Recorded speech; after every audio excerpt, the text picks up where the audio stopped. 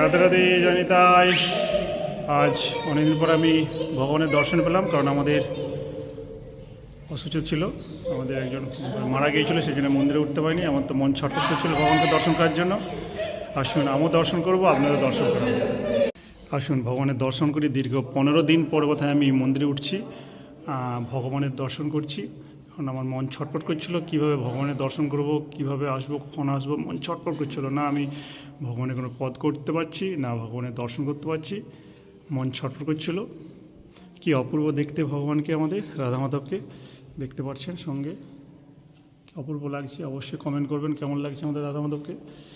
সঙ্গে আছে আমাদের জগন্নাথ দেব, আমাদের গোপাল আছে সঙ্গে, আমাদের নিতাই গৌর আছে, গুরুদেব আছেন প্রভুপাদ শ্রী শ্রী 109 অজিতচন্দ্র গোস্বামী মহারাজ দেখতে পাচ্ছেন, সঙ্গে দাদু আছেন।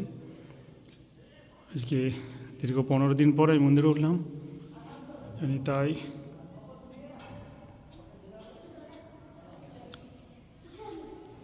অবশ্যই কমেন্ট করবেন রাধা মাধবকে কেমন লাগছে তাই রাতে রাতে।